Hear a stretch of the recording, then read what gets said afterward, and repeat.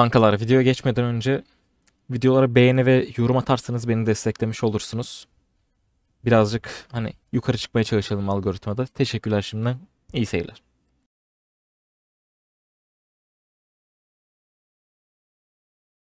Bu videoda kaldığımız yerden devam ediyoruz. En son biliyorsunuz The Depths oynamaya başlamıştım. Burada speklerimi 100 yapmaya çalışıyorum. Bu arada Mist'ten daha çok Depths'te geziyorum bu sıralar. Çünkü şu anda benim için en OP content'in bu olduğunu söyleyebilirim. Hem agalarla giriyorum hem de tek başıma Rio'ya girip farmlıyorum sadece. Yani bayağı bir güzel bütçe getirdi bana aslında ve üstündeki seti yüzlememi sağladı. Bu videoda full Depths yapmayı düşünmüyorum. Biraz cebime Depths'te bir iki dakika Depths'te farm yapacağım. Daha sonra da Mist'e geçeceğiz. Merak etmeyin. Bol bol PvP atacağımız bir bölüm olacak bu. Bu arada genel olarak aynı contentleri yapıyorum. Çünkü yeni hesapta çok da yapabileceğim bir seçeneğim yok. O yüzden videolar nasıl olsun bir yorumlara yazarsanız sevinirim. Şu anda açıkçası ben tüm contentlerimi izlettim zaten sizlere. Hep aynı şeyleri tekrarlayacağım bu saatten sonra.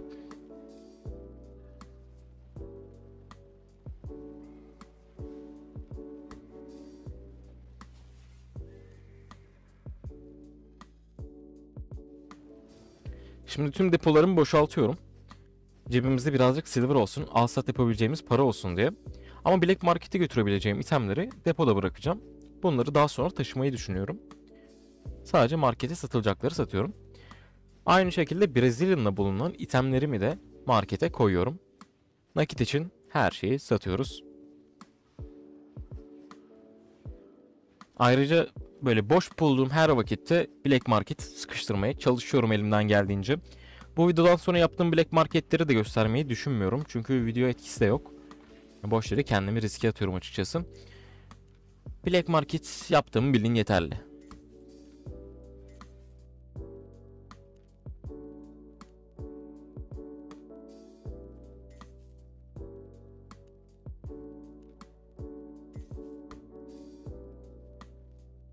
Meraklısı varsa kanalımda popüler videolarda var bu Black Market olayını nasıl yaptığımı. Anlatmayı düşünmüyorum bir daha.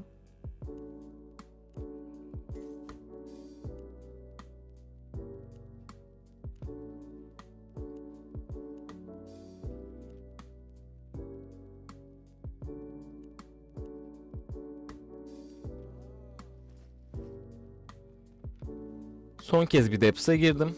Depths'ten biraz daha cebime bütçe koydum. Şimdi de Mist'e geçeceğiz buradan sonra.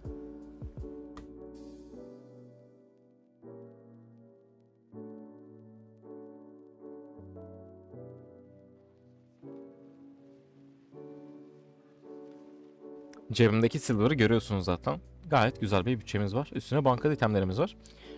Warbow'u 1 M400K'ya rastgele birine sattım depoda. Bu arada Mist'e genel olarak adam öldürüp para kazanmak için giriyorum. Ama fame olsun, loot olsun bunlar için Mist değil de The Depths tercih ediyorum, haberiniz olsun. Burada çok canım sıkılırsa PvP atmak için Mist'e geliyorum. Şimdi karşımızda Dual Sword var, spekleri var, üstüne üstlük sifonu var adamın. O yüzden birazcık temkinli oynuyorum.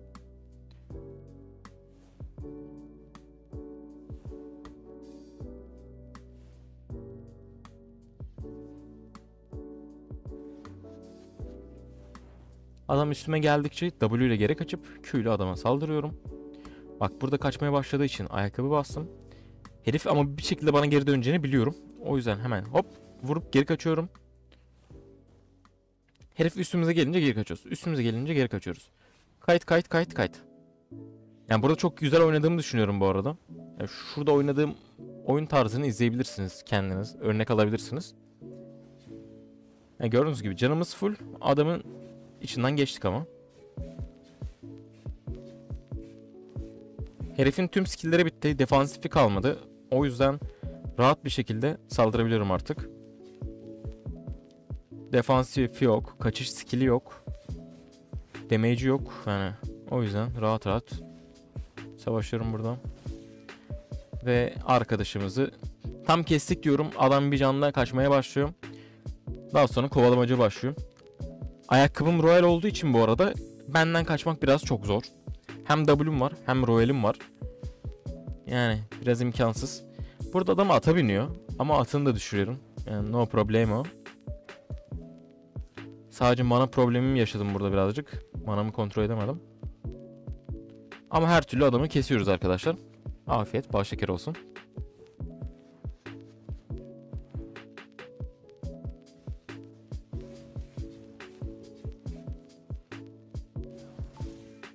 Burada son çare bir şeyler deniyor kendi kendine işte de.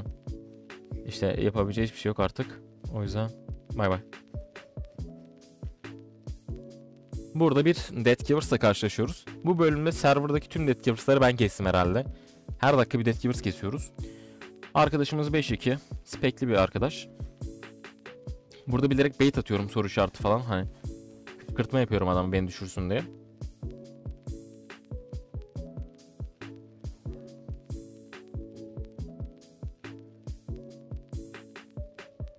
Ya oyunda sizi bu şekilde laflar söyledikten sonra öldürdüysem merak etmeyin. Kişisel söylemiyorum bu lafları. O an kışkırtıp adamın beni attan düşürtmesi için yapıyorum bunları. Burada sifon basıyor direkt olarak. Ama fark etmiyor benim için. Gördüğünüz gibi adam direkt tek yiyor benden. Çok güçlüyüz.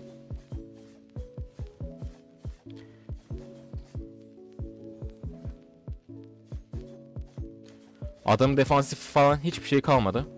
Yani şu an direkt olarak ölü konumda. Geçmiş olsun.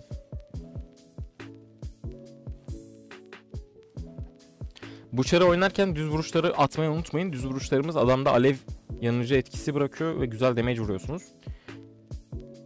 Ve bunu da kestik arkadaşlar.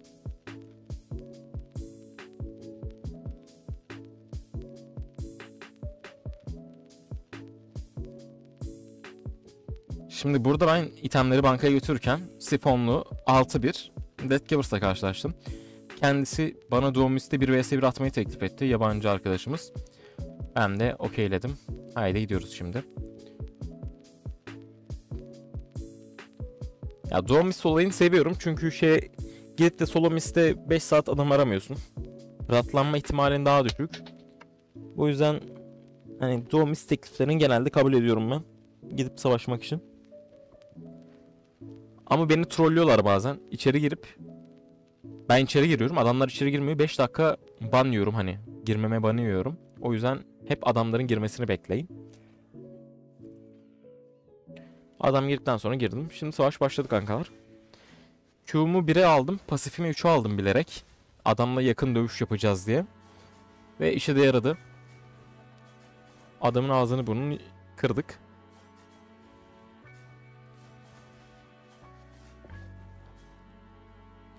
Herif kötü oynamayı bu arada çünkü zırhıma W falan attı bozmak için. Herifin aklı var yani, iyi oynuyor. Kötü oyuncu değil. Eline sağlık arkadaşın da. Bunu da kestik. Ya mesela diyordunuz ya spekli hesapla herkes yapar falan filan. Yan speklerim var o yüzden yapabiliyorsun. Kanka hesap 0, size beraber kastın. Gördüğünüz gibi herkesi kesiyorum. Daha oyun başında aldığım 6-3 set hala duruyor. Şu an karşımızda 1560 IP Deathgivers bulunmakta. Bu arkadaşı da kışkırttım. Hani beni attan düşürmesi için savaşalım diye falan.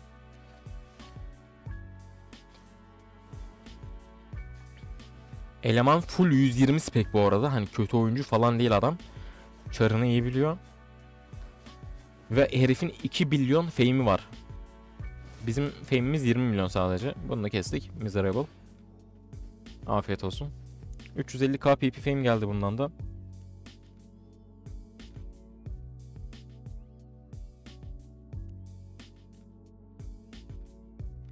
Burada iki adam savaşıyordu. Hammer ile Dual Sword. Ne oluyor lan diye bakmaya gitmiştim. Hammer burada beni düşürmeyi teklif etti sağ sol yaparak. Ben de okeyledim. Tak beni düşürdü. Ben de Dual Sword'a giriştim. Bu arada buradaki Hammer Türk çıktı daha sonradan. İzliyorsan selamlar olsun kanka. Eyvallah kill için. Beni attan düşürdüğü için kesebildim bu Dual Sword'u.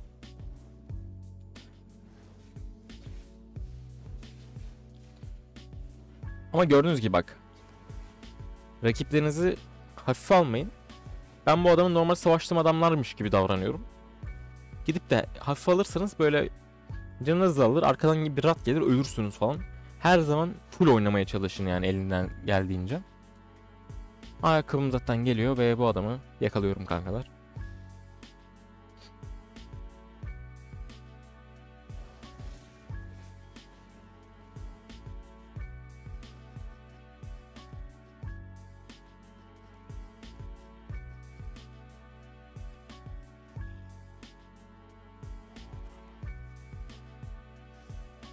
Adam geldi.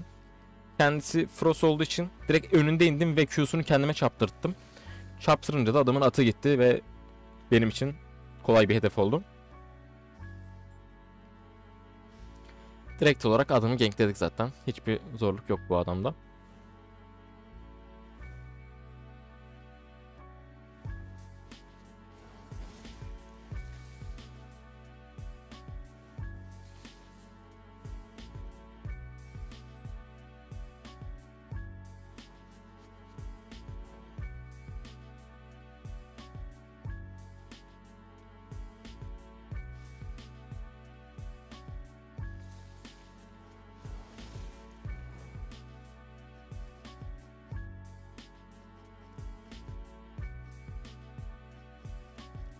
Bu seferki rakibimiz bir Deathkeepers. Burada sandığı açma bait atıyorum. Kendisi 5-2 spawnlu bir Deathkeepers. Sandık bait atıyorum. Hani adam üstüme doğru koşsun. Öyle saldıralım diye. O da yiyor bait'i. Direkt olarak W ile atlıyor bana. Ve adamın Q'sundan kaçıyorum.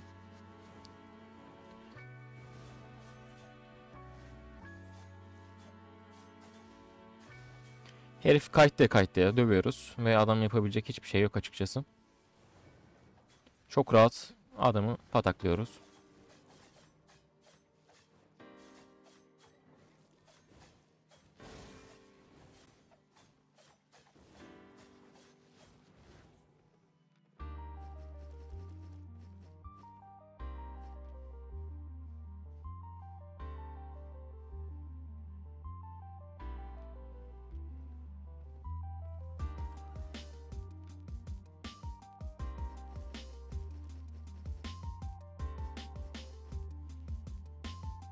Şimdi gelen lootları bir depoya atacağım.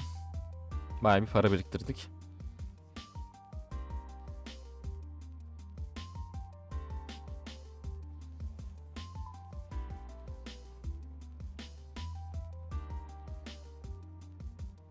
Depomuz hızlıca Mist'teki fightlardan dolayı 5M'ye ulaştı bile. Hani sürekli birini kesiyorum. Duramıyorum yerimde.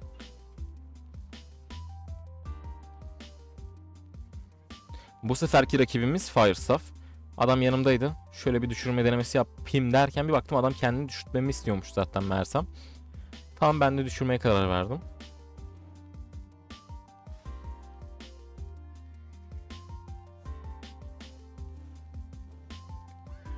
Burada adamın W'sünü dojluyorum. Ayrıca E skill'ine de kafalık atıyorum. Bu şekilde hem W'sünü hem E'sini counterlamış oldum. W ve E'sini counterlayınca da adamın yapabilecek hiçbir şey kalmadı bana karşı. Kaçmaya çalışsa da nafile. Ayakkabım geliyor. O yüzden öldüreceğimden eminim.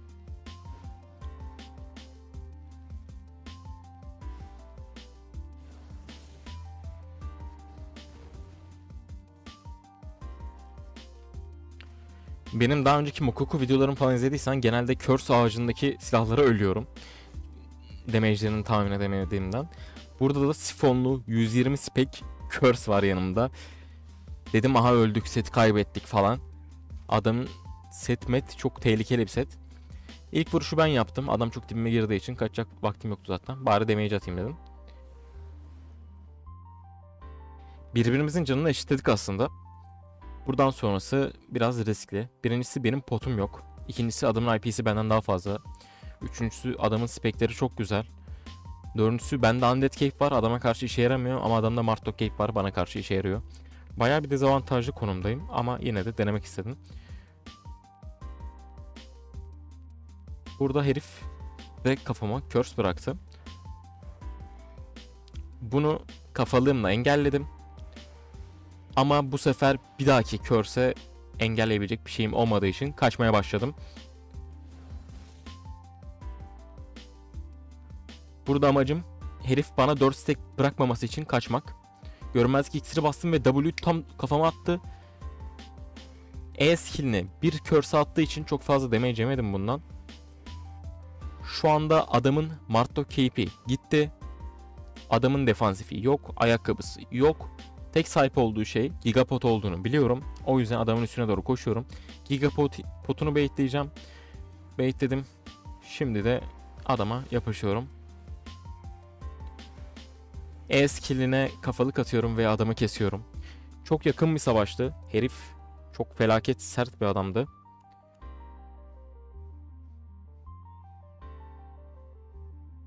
Ve adamın 2 milyon fame'i var zaten gördüğünüz gibi.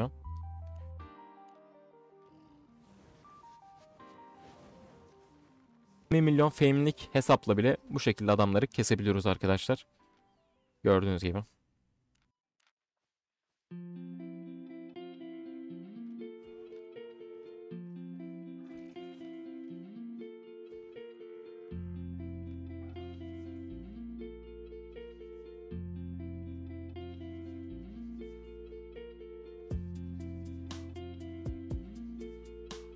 Kankalar şimdi itemleri markete koyup daha sonra da videoyu son bir tane black market yaparak kapatacağım.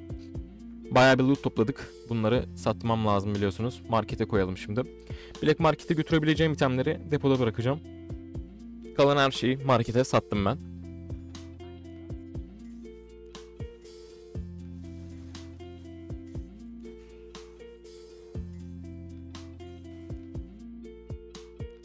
Daha sonra da dediğim gibi son kez Black Market'e geldim. Şimdi bu serinin gidişatından memnun musunuz ve beklentiniz nedir? Yorumlara yazarsanız sevinirim. Çünkü yani seride çok da fazla yapacak bir şeyim kalmadı. Hep aynı şeyleri yapacağım. Bu da video olarak konsept yok aslında. Hani bir tavsiyeniz varsa yorumlara bekliyorum. Onun dışında ben kendim zaten Debs falan oynuyorum. Video dışında. Yani genel olarak bu şekilde arkadaşlar. İzlediğiniz için teşekkür ediyorum. Kendinize iyi bakın diyorum. Haydi görüşürüz.